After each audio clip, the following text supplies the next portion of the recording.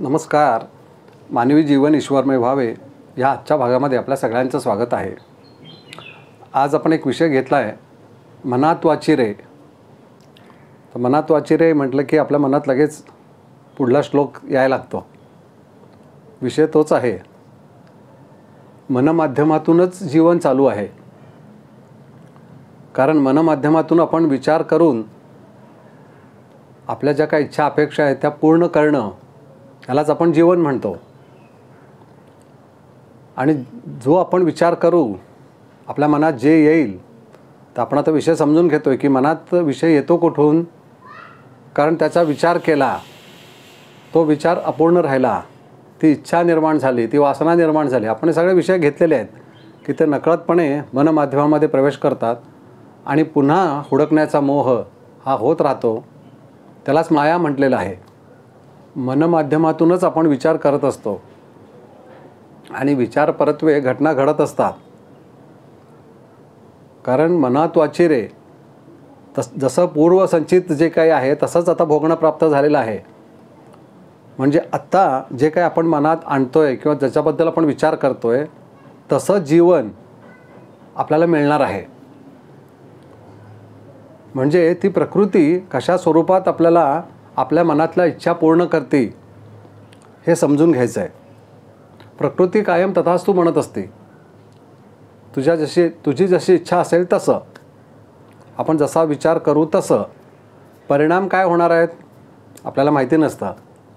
आपण फक्त इच्छा अपेक्षा निर्माण करतो की मला हे पाहिजे, ते पाहिजे, अमुक पाहिजे, तमुक पाहिजे, ही व्यक्ती त्रासदायी आहे, ती नको, अमुक व्यक्ती ती खूप वाईट आहे. इथपासून एकदा मनुष्य अमुक एखाद्या व्यक्तीचं नुकसान होऊन दे इथपर्यंत विचाराची मजल मन ह्या अवस्थेमध्ये निर्माण होऊ शकते. म्हणून सद्गुरू म्हणतात, विचाराचा विचार करा. कुठलाही विचार करण्या अगोदर आधी विचार करा की विचार हे माध्यम परमेश्वराने आपल्याला का दिलेलं आहे. कारण जसा विचार करू तसं घडणार आहे.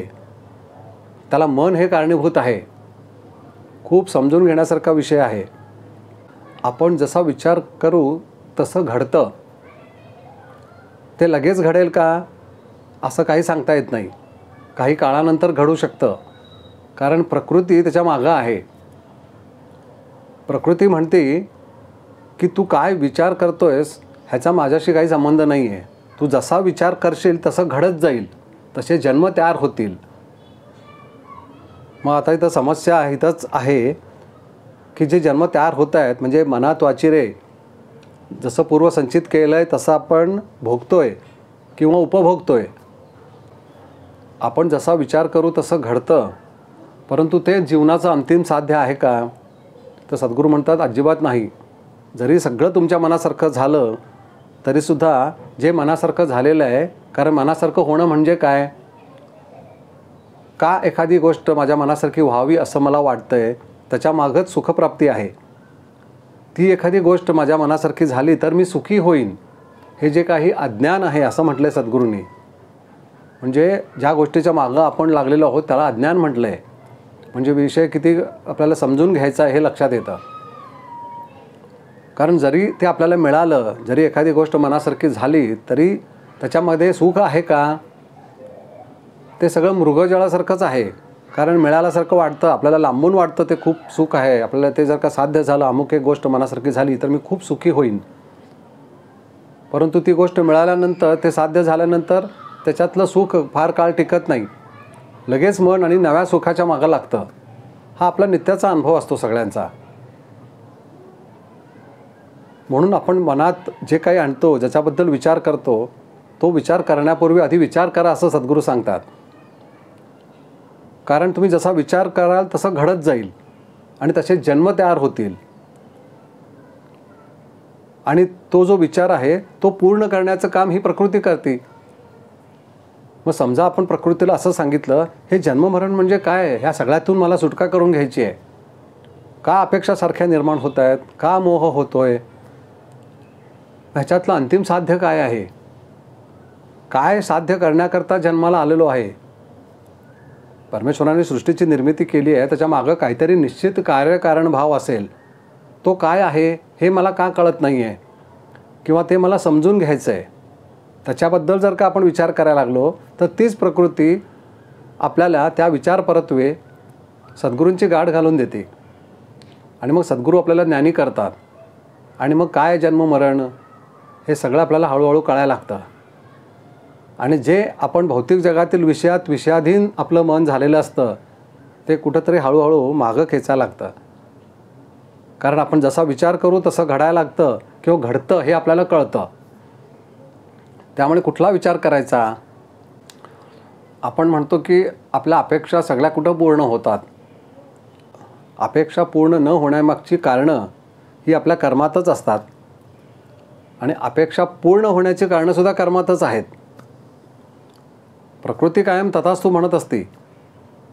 आपण जी काय अपेक्षा निर्माण करू, जो विचार करू त्याप्रमाणे मन कार्य करायला लागतं आणि प्रकृतीला ते कळतं आणि प्रकृती लगेच तथास्तु म्हणते. म्हणजे प्रकृती देण्यापासून कधी लांब राहत नाही. प्रत्येक गोष्ट द्यायला तयार आहे प्रकृती. परंतु काय मागायचं, कशाचा विचार करायचा ते आपल्याला कळायला पाहिजे. सद्गुरू म्हणतात ते तुम्हाला न कळाल्यामुळेच तुमचे जन्म वाढत आहेत. इथं समजून घेण्यासारखा आहे हा विषय की आपण म्हणतो माझ्या मनासारखं झालं तर बरं होईल. परंतु ते मन म्हणजे काय, बरं होणं म्हणजे काय हे आपल्याला माहिती नसतं. मग जीवनात जो सुखी होण्याचा प्रयत्न चालू आहे त्याला किती यश येतं. सद्गुरू म्हणतात कधीच यश आलेलं नाही आहे. कारण सुख म्हणजे काय आहे हे कळलेलं नाही आहे. मग सद्गुरू जे काय अवतार म्हणतो आपण, सद्गुरू जे आपल्या जीवनात येतात ते आपल्याला ज्ञानी करण्याकरता आलेले असतात की सुख म्हणजे नक्की काय आहे. हे तात्पुरतं भौतिक जगात मिळणारं ते खरं सुख आहे का आपण सुखरूप होणं ह्याच्याच जीवनाची सार्थकता आहे हे आपल्याला कळायला पाहिजे. मग त्याच्याकरताच सद्गुरू आले असतात आणि सद्गुरू मार्गदर्शन हे खूप मोलाचं असतं. आपण सद्गुरू जे काही सांगतात त्याच्याकडे दुर्लक्ष करतो. आपण म्हणतो माझ्या मनासारखं तुम्ही करणार आहात का, तर तुम्ही म्हणाल ते मी साधना करायला तयार आहे. पण माझ्या मनातली इच्छा, माझी अपेक्षा पूर्ण व्हायला पाहिजे. Against condition. सद्गुरू आतून हसत असतात. ते म्हणतात काय कंडिशन घालतोस, तू स्वतः कोण आहेस हेच तुला माहिती नाही आहे आणि कंडिशन घालतोयस. आणि कंडिशन जरी पूर्ण झाली तरी जगणार किती दिवस, किती वर्ष. आपल्या सगळ्या इच्छा अपेक्षा जरी सद्गुरूंनी पूर्ण केल्या भौतिक जगातल्या तरीसुद्धा आपल्याला सगळ्या शेवटी इथंच सोडाव्या लागणार आहेत. आपल्याला माहिती असतं हे. मग जन्म ह्याच्याकरताच घेतला होता का की अपेक्षा पूर्ण करायच्या. मनात वाचिरे पूर्व संचित केलेलं आहे. ते जे संचित केलं आहे ते प्रारब्ध म्हणून आणलेलं आहे. हे समजून घेणं हे खूप महत्त्वाचं आहे. ते जे प्रारब्ध आणलेलं आहे त्याप्रमाणे जीवन चालू आहे आणि आत्ता आपण जीवनामध्ये क्रियामान कर्म करत असतो. आता क्रियामान कर्म करत असताना सत्सद विवेकबुद्धी जर का आपण जागृत ठेवली, सद्गुरूंच्याकडनं मार्गदर्शन करून घेतलं की बाबा हे सगळं काय चालू आहे मला समजून घ्यायचं आहे. कर्म आहे, प्रारब्ध आहे, संचित आहे. हा सगळा प्रवाह कशा होतो आहे आणि तो कुणाच्या माध्यमातून होतो आहे, कोण त्याला कारणीभूत आहे, ह्याच्यात नेमकं सत्य काय हे जर का आपल्याला कळालं तर ह्याच्यातून आपली सुटका होऊ शकते.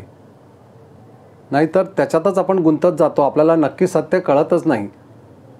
कारण मन, विचार ह्या ज्या काही अवस्था आहेत त्याच्यातून आपण भौतिक जगातील विषय जे गोळा केलेत तेच घेऊन आलो आहे आणि नव्याने जे काही समोर मांडलेत त्याच्याबद्दल विचार चालू आहे आणि ते मिळवण्याचा प्रयत्न चालू आहे. प्रकृती तथास्तु म्हणते. प्रकृती म्हणते तुझ्या मनासारखं तुझ्या इच्छा पूर्ण होतील तथास्तु. परंतु त्याच्यातून साध्य काय. म्हणून सद्गुरूंना आपण काय म्हणतो, गुरु ब्रह्मा गुरु विष्णू गुरुदेव महेश्वरा गुरु साक्षात परब्रह्म म्हणतो. म्हणजे साक्षात परब्रह्म अवस्थेतून सद्गुरू आलेले असतात. म्हणजे प्रकृतीच्याही वर जिथून ते आलेले असतात ती जी काही मूळ अवस्था आहे त्यालाच विश्वब्रह्म म्हटलेलं आहे. ती अवस्था आपल्या सगळ्यांची आहे, परंतु ह्या जीवात्म्याला त्याची जाणीव नाही आहे. म्हणून ते आपल्याला जागा करायला आले असतात. तू मनमाध्यमाने जे पूर्वसंचित केले तेच भोगतोयस आणि पुन्हा तसंच निर्माण करतोयस. म्हणजे जन्म तयार करतोयस. जे अज्ञानाने पूर्वी केलं होतं त्याचीच पुनरावृत्ती होती आहे. ह्याच्यात नक्की तू कोण आहेस ह्याचा शोध घे. म्हणजे मग हे सारं विश्व ब्रह्म काय आहे हे कळेल आणि मी कोण आहे हेही कळेल, असं सद्गुरू म्हणतात. हे खूप समजून घेण्यासारखं आहे. म्हणून सद्गुरू आपल्याला जी काही साधना देतात त्याच्या मागं उद्देश त्यांचा स्पष्ट असतो की आपली आंतरिक अवस्था, आपल्यामध्ये जो काही अंतरातला जो मळ आहे, जे दोष आहेत ते बाहेर गेल्याखेरीज आपली आंतरिक अवस्था काय आहे ती आपल्याला कळणार नाही. आतमध्ये आपण सगळेच ब्रह्मस्वरूपच आहोत. आपल्यामध्ये आत्मा जो आहे तो एकच आहे. म्हणून तर त्याला ब्रह्मसत्य जगन्मिथ्या म्हटलेलं आहे. ब्रह्म हे एकच सत्य आहे. मग जे सत्य आहे ते सोडून आपण जे असत्य आहे म्हणजे तात्पुरतं आहे त्याच्या मागं लागलेलो आहोत. त्याच्यातच संचित चालू आहे, त्याच्यातच मन खेळतं आहे आणि त्याप्रमाणे जन्म घडत आहेत, जन्म निर्माण होत आहेत, पुन्हा इच्छा अपेक्षा सगळं तेच तेच चालू आहे. शोध कशाचा आहे? सुखाचा आहे, आनंदाचा आहे, एवढं मात्र माहिती असतं. आपण म्हणतो हो मी जन्माला आलो ना, मला सुखी व्हायचं आहे, काहीतरी करून मला सुखी व्हायचं आहे, मला आनंदी व्हायचं आहे. पण आनंदी व्हायचं म्हणजे काय आणि आनंदीच व्हावं असं का वाटतंय? त्याचं जे मूळ कारण आहे त्या मुळापर्यंत गेलं तर आनंद स्वरूप आपण सगळे आहोत हे कळेल. परंतु आतमध्ये असलेला आनंद जो मूळ झरा आहे तिथं आपण सहज जाऊ शकत नाही. कारण अनेक जन्माचे जसं संचितातून आपण जे काही प्रारब्ध आणलेलं आहे त्याच्यात अनेक विषय आहेत. म्हणून परवाच्या एका सत्संगामध्ये तोच विषय सांगितला की बाजारात आपण पिशवी घेऊन गेलो भाजी आणायला, परंतु जर का ती पिशवी आधीच जर का पूर्ण भरलेली असेल तर नव्याने भाजी त्यात काही घेता येत नाही. ऑलरेडी काठोकाठ जर का भरलेली असेल तर नवीन कुठली वस्तू त्यात घेणार? तसं आपलं झालेलं आहे की जो काही नको असलेले विषय जे गोळा केले आहेत मनात वाचिरे आणि त्याचा जो संचय केलेला आहे तो सगळा धारण झालेला आहे, म्हणजे तो काठोकाठ भरलेला आहे. नव्याने काय त्यात घालायसारखं काही शिल्लकच नाही आहे. म्हणून आध्यात्मिक विषय विचार समजून घ्यायला आपलं मन लगेच सहज तयार होत नाही. कारण ते जे विषय आहेत जे ऑलरेडी भरलेले आहेत त्यांनाच कार्य करायचं आहे. त्या अपेक्षा आणखीन निर्माण होत्या, त्या अपेक्षा पूर्ण करायच्या आहेत. ह्याच्यातच जीवन आहे आणि ह्याच्यातच काहीतरी सुख आहे असं वाटत असतं. म्हणून सद्गुरू जे काही सांगतात तिकडं आपलं लक्ष सहजासहजी जात नाही. कारण हे ऑलरेडी पिशवी भरलेली आहे. म्हणून सद्गुरू आपल्याला जी साधना देतात त्याच्या माध्यमातून ह्या पिशवीतलं नको असलेलं जे काही आहे ते बाहेर काढलं जातं. ज्या गोष्टी काहीही कामाच्या नाही आहेत त्या सगळ्या गेल्यानंतर जे कामाचं आहे ते सद्गुरू आपल्याला आतमध्ये घालून देतात. त्यालाच आपण दीक्षा म्हणतो. आपण आम्ही अमुक अमुक सद्गुरूंची दीक्षा घेतली, अमुक अमुक सद्गुरूंची दीक्षा घेतली सहज म्हणतो, परंतु दीक्षा म्हणजे काय? त्यांची जी काय अवस्था आहे ती अंश स्वरूपाने आपल्याला काहीतरी नामस्मरण या माध्यमातून, उपासनेच्या माध्यमातून, साधनेच्या माध्यमातून आंतरिक अवस्थेमध्ये नकळतपणे ते पेरतात. पण ते पेरण्याकरता आधी नको असलेल्या गोष्टी थोड्याशा बाहेर काढल्या पाहिजेत.